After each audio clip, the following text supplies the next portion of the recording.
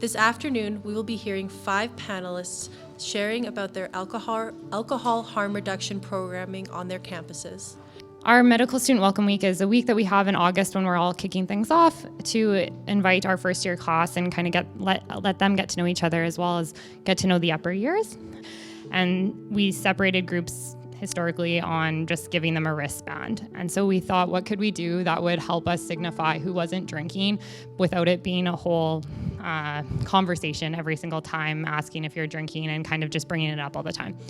And so what we decided to do was that we would have another wristband that would identify, and we would educate our upper years on what that wristband signified. That would say these people aren't drinking, or they were drinking and they've now been determined that they are no longer drinking because they've had enough. And they don't get to decide that all the time. That's sometimes just an upper year saying, yep, I think you've had enough for tonight and you now get this wristband. But everyone was there was a cohort of people that were getting this yellow wristband at the beginning of the night. And then as the night went on and people were maybe having 1, 2, 3 many drinks, or getting to that line where it was kind of clear that they had had enough for the night and could switch to maybe some pop, soda, whatever, then they would also get a yellow wristband. And so that was our way to signal to all of our colleagues just to not even ask. It's not a question. But the cool side effect of this was that it also was a physical sign of how many people weren't drinking, at least at the beginning of the night, which was really impactful for educating my fellow classmates on just how many people choose not to drink. So that was kind of a side effect that we didn't know was going to happen originally. And it was really neat as I was going from different station to station and talking to sort of the people in my class who go out and drink all the time. And that's not all, I shouldn't say all the time, but they are the people in our class going out on the weekend and having a good time. And that's how they spend their time. And that's great. But they said, oh, Kate, I didn't know that, this many people, and we don't have enough games for people who don't want to have shots. And we don't want to, I was like, yeah, that's next year's problem. We're going to fix that too. That's a great point. So it really became a way of for us to see how many people just select for whatever reason that we don't need to know not to drink.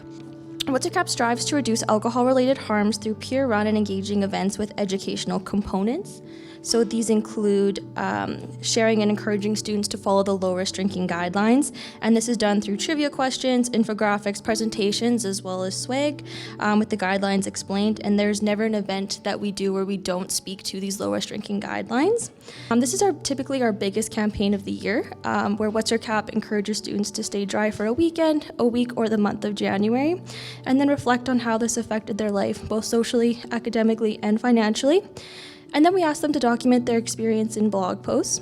We're essentially talking about this event year-round and encourage students to participate as well. And this is a great harm reduction initiative because it embodies our peer-to-peer philosophy. Actual U of S students document their experiences being sober at popular events like the mock wedding. They're being critical of the culture of consumption on our campus, as well as prioritizing other aspects of student life other than alcohol. So this brings me to our key initiative here, which is the PASS room. It stands for Post-Alcohol Support Space. And the idea behind this post-alcohol support space is to make sure that there's a safe and judgment-free environment where students can go if they've had a little too much to drink or they've had a little too much cannabis.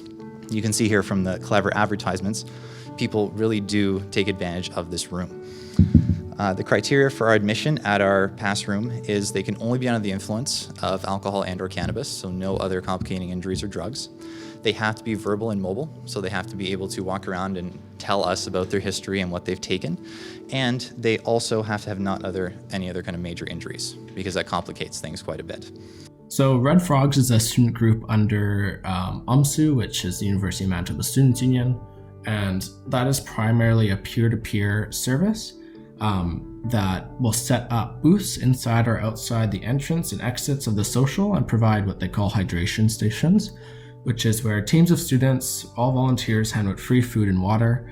A staple is glazed donuts and popcorn, and they'll often be sort of the second eyes in terms of making sure everyone gets home safe. And they've actually become sort of a staple at socials. Everyone sort of expects to see them. Lots of organizers, it's a no-brainer to have them. And they work in tandem with security to keep a second eye on people that are vulnerable.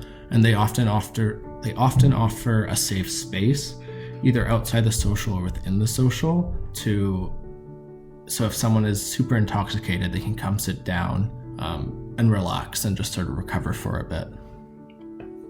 The duty of care is that you as a person who is an executive member of your group, and your group as a whole has something called social host responsibility. So when you host an event, you take on the responsibility of all the patrons that are there. And therefore, if alcohol is at your event, there's an increased risk that you take up. Amongst items that I go through with the group when they're trying to get their insurance to make sure they have covered is that they have security and they have tickets for their event. That there's proper servers with Serve It Right, which is required here in Saskatchewan, that their facilities are proper and they're not just having a house party at some lot in the city, that there's non-alcoholic beverages that are being served, that there's appropriate quantities of alcohol. So if you have 15 people at a party, you're not having an excessive amount of liquor, and that there's food. All of which goes towards the proposal of trying to reduce your risk and reduce consumption of alcohol. And I think it does take a group of people who are kind of willing to take that flack to make this change and to sort of see the need for it. And I think it is there, but I would definitely share that it was not a welcome with open arms change. The reason for days like today is that we make this commitment to actually sharing whenever possible. So thank you very much, and we will look forward to seeing people in 12 months' time, wherever that proves to be, and we'll keep the conversation going. Thank you very much.